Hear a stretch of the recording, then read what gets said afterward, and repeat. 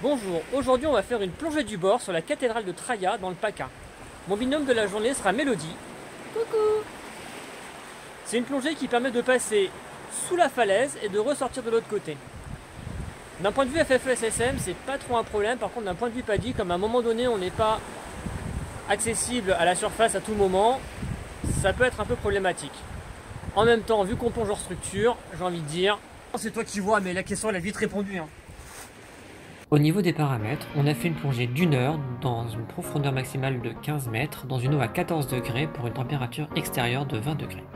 La mise à l'eau est juste à côté du parking et permet de rejoindre la pyramide en 200 mètres à la Palme, ce qui amène à l'entrée du tunnel au niveau de la faille.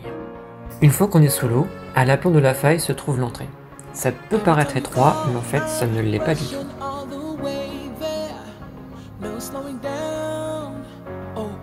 En avançant un peu, on peut se rassurer car on devine la sortie à l'extérieur. Il faut faire attention au ressac à l'entrée de la grotte car elle est traversante et nécessite un bon coup de palmage pour rentrer dedans. Une fois à l'intérieur, on remarque le fameux pilier de la pyramide. Il faut compter environ 1 minute et demie à 2 minutes pour traverser la grotte.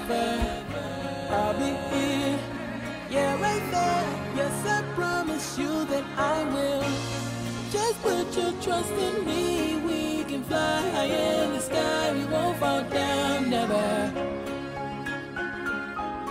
You know a love like this don't hardly come around that often. Here we are, right here in the middle of love.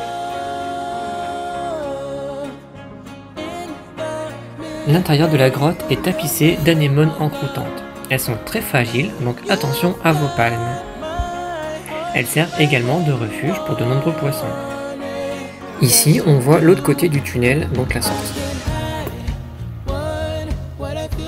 J'attire votre attention aussi que pour réaliser la vidéo, j'ai utilisé des lampes relativement puissantes, mais que sans ça, il fait vraiment très sombre dans la grotte. Il y a également un Y qui permet d'avoir une autre sortie de la grotte.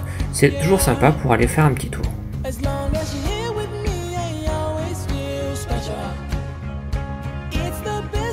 La grotte est entourée de bancs de Posidonie qui, si on s'éloigne de plus en plus, amènent sur des bancs de sable, comme régulièrement.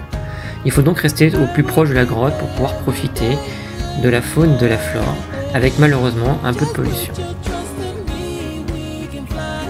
S'ensuit ensuite le retour à pied. Et un petit big up pour la région, puisque on a réussi à voir les montagnes enneigées tout au fond, qui représentent à peu près le parc du Mercantour. Voilà, et tout ça pour finir avec une petite bière. Et voilà, n'hésitez pas à vous abonner à ma chaîne.